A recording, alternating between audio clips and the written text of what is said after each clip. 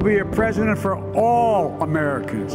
A cry for racial justice, some 400 years in the making, moves us. And to overcome the challenges in front of us requires the most elusive of all things in a democracy: unity. The courage to see beyond crisis, to do what is hard, to do what is good, to unite, to believe in ourselves, believe in our country, believe in what we can do together.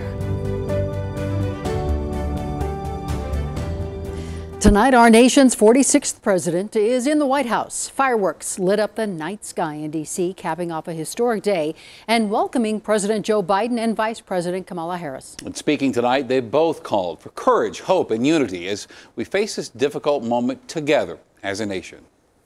America's story depends not on any one of us, not on some of us, but on all of us, on we the people. That's the task before us.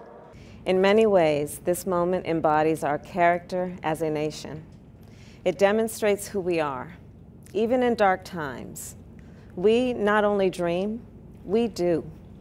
We not only see what has been, we see what can be. Good evening and welcome to Denver7 News at 10. I'm Ann Trujillo. And I'm Shannon Ogden. So glad you're with us tonight. And tonight, of course, a new administration in the White House. Joe Biden took his oath of office on the steps of the U.S. Capitol today. Just 2 weeks ago, a violent pro-Trump mob overwhelmed police and stormed that same building, hoping to overturn the results of the election. Of course, they did not succeed. And in his first speech as president, Biden said it's time to heal the political divide and start listening to each other again. We can do this if we open our souls instead of hardening our hearts, if we show a little tolerance and humility, and if we're willing to stand in the other person's shoes. And in a historic first, Kamala Harris became our nation's first woman to serve as vice president, the highest-ranking woman in the U.S. She's also the first black and the first Asian American vice president. And today she was sworn in by another trailblazer, Justice Sonia Sotomayor, the first Latina to serve on the high court. And as you're getting a sense here, today was one for the history books. Joe Biden made a promise to work for us, the American people. He and his history-making administration are paving the way in a new direction. Tonight, we're going 360. Our team of reporters, both Addie Guajardo and Gary Brode, are talking to Coloradans of different races, religions, genders, and backgrounds about what this pivotal moment and day means to them. And we're going to check in with both of them in just a moment. First, though, Joe Biden didn't waste any time getting to work today, so let's get you caught up on his first batch of executive orders. He signed more than a dozen of them already today. There is now a mask mandate on all federal properties. Student loan payments are on hold now through September. Evictions are banned through March. We are, the U.S., rejoining the World Health Organization and the Paris Climate Agreement. And Biden stopped border wall construction and banned the federal government from discriminating on the basis of sexual orientation or gender identity. That rolls back a Trump-era rule. And inside the White House, so many new faces, a stark difference from just 24 hours ago.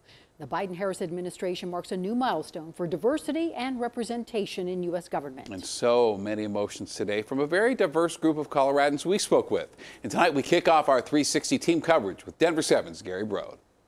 Kamala. A new era, not just a change in power, but a change in representation. We're going 360 with what Wednesday's events meant for those who feel like their voices are not always heard. You're going to hear perspectives from a diverse group of people with different ethnicities, ages, religions, and genders. We start with 72-year-old CLEO Parker Robinson, a business owner and fixture of the Five Points community in Denver for 50 years. My father is black and my mother's white. Much like Vice President Kamala Harris, who comes from an interracial family. Seeing Kamala Harris become our vice president was just so thrilling. I've been crying all morning. Parker Robinson served in Washington 2 decades ago. She says she wasn't sure a woman would reach the level Vice President Harris reached, but she always held on to hope. I kept walking through the White House looking at all the fellows on the wall, the great men, and I said, there's going to be a person of color and there's going to be a woman before I'm gone. Vice Chair of the Colorado Black Chamber of Commerce, Heather Berry, says belief is something Harris has now instilled to the younger generations. From a mother's perspective, to see a woman and a woman of color take the highest oath of office that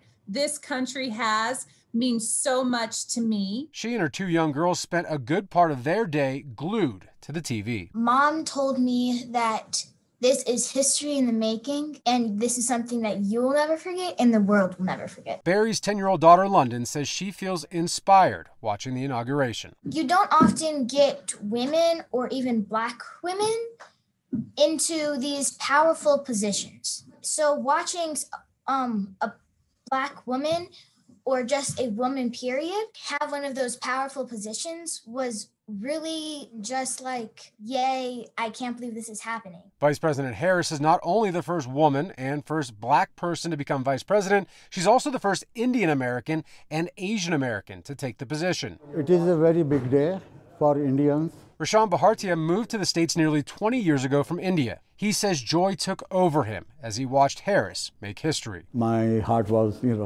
so happy. I think that there are a lot of people who weren't really sure that they would see something like this happen in the near future, myself included. Dr. PRIYA Chopra is Indian American. She recalls a conversation she recently had with her parents about representation. My parents reminded me of how when I was younger, I had asked them, why are U.S. presidents or vice presidents women? And it's really cool to think that little girls growing up today won't ask that question. Between President Biden's grandchildren and Vice President Harris's husband, the first and second families are also bringing in new traditions of the Jewish religion rarely seen in the White House. What's remarkable to me is actually not the fact that there are so many Jews in the families of these two families, but the fact that it is not even an issue. Jay Streer, the president of Jewish Colorado, feels a sense of pride, not just for his religion, but also for his children. When I looked at my 2 girls and I knew that they could reach to the highest level of responsibility, not power, responsibility in this country, that's what moved me in the most profound manner. Gary Brode, Denver7. Just in the last hour, the Department of Homeland Security announced it will pause some deportations for the next 100 days. This is part of a major immigration overhaul President Biden is promising. And Denver7's Eddie Guajardo spoke to one local dreamer who welcomes the news but says he's not ready to celebrate just yet.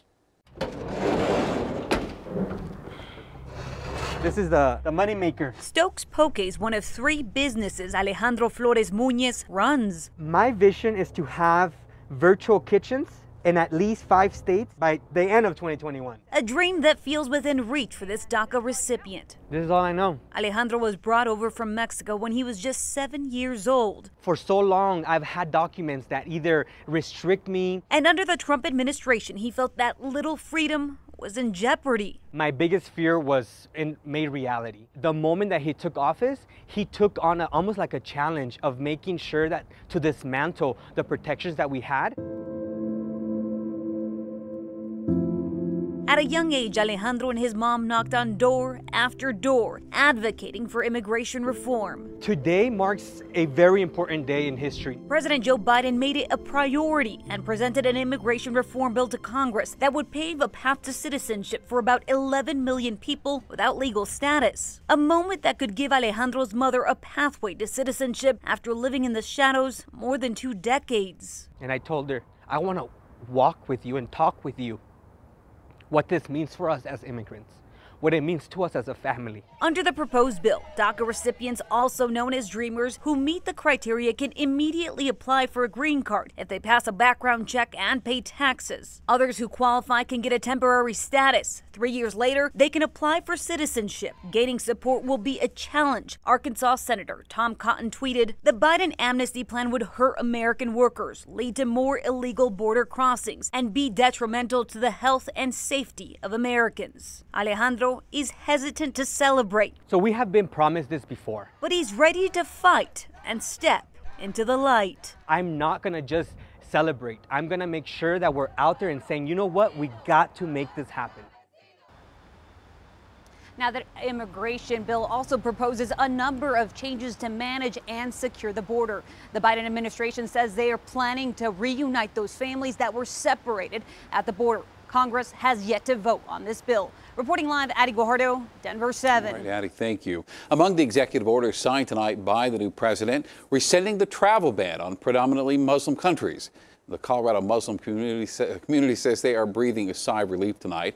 Imam Judah of the Colorado Muslim Society tells Denver7, work is needed for us to begin to heal from very deep damage to our humanity, bred in mistrust, hate, and bigotry in the past administration. Repealing the Muslim ban is one step of many needed to restore and move forward civil rights and equality in this country. The Biden administration says it will work to improve screening by visitors and strengthen information sharing with foreign governments. And as part of our 360 coverage, we can't forget about the many Republicans who had emotions of their own today. Some were angry, upset. Others acknowledged the peaceful transfer of power. And for Republican and Douglas County Commissioner Laura Thomas, she says it's time to have a civilized discussion about partisan differences. It's going to take both sides of the aisle to set the example. We need to put the past behind us. We need to honor President Biden. And with his leadership, he's going to set the tone for us to bring together this civilized partisan discussion. We also heard from the Colorado Republican Party writing in a statement, we will be working hard to hold Joe Biden and his far-left allies accountable for their extreme policies and proposals. These proposals only seek to undermine our energy security, weaken our economy, and raise costs for hardworking Americans. That from spokesman Joe Jackson. The inauguration went off without a hitch, but that doesn't mean the security threat is over. Tonight, we are learning some of those security enhancements put in place for the inauguration will remain in place through the end of the month. The fencing, the law enforcement presence. And we checked, and it's still not clear whether Colorado National Guard troops will stay in Washington or return home this week. The mayor of D.C. says some security measures could stay around for the foreseeable future. Here in Colorado, well, things were peaceful for the most part. We did see some verbal clashes between Trump and Biden supporters. Trump supporters saying they believe he should still be in the White House. Others pop champagne to celebrate the Biden presidency. And so many people talking about a standout moment today. The youngest inaugural poet ever, just 22 years old, Amanda Gorman, delivered a timely piece called The Hill We Climb. And she captivated the country with her powerful words and powerful message. We've learned that quiet isn't always peace. And the norms and notions of what just isn't always just is. And yet the dawn is hours before we knew it. Somehow we do it. Somehow we've weathered and witnessed a nation that isn't broken, but simply unfinished. Gorman said she researched speeches of Abraham Lincoln and Dr. Martin Luther King Jr. as she began writing, and she says the riots at the Capitol 2 weeks ago made the biggest impact. And Gorman will speak exclusively to Good Morning America tomorrow morning right here on Denver7. Wow. Well, for the first time in more than 150 years, an outgoing president did not attend the inauguration. Former President Trump tonight is at his golf club in South Florida. But before he left the Oval Office this morning, Biden says Trump left him a, quote, very generous letter. Now, he didn't elaborate on the details, saying it's private between just the 45th and the 46th. Traditionally, presidents leave notes for their successors. President George W. Bush's note to Barack Obama said there would be trying moments. Today, Trump spoke to his supporters, saying this isn't a long-term goodbye. He also did not mention Biden by name, but did wish the new administration great luck. And for the first time in a decade, Democrats control the House, the Senate, and the White House. With the Senate split 50-50 between parties, Democrats will have the edge because Vice President Harris will now be the tie-breaking vote. And the Senate has a big job ahead, conducting Trump's impeachment trial. House Speaker Nancy Pelosi plans to send over the article of impeachment this week. 67 votes are needed for a conviction, which means 17 Republicans have to vote yes. Now, today was a day to honor the history and the traditions the U.S. has enjoyed for more than 200 years. After years of division and our democracy in limbo, today's inauguration focused on hope for a better tomorrow.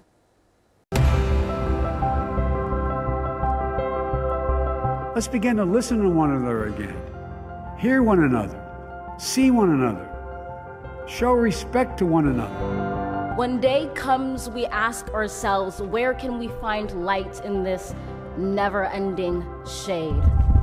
This is America's day.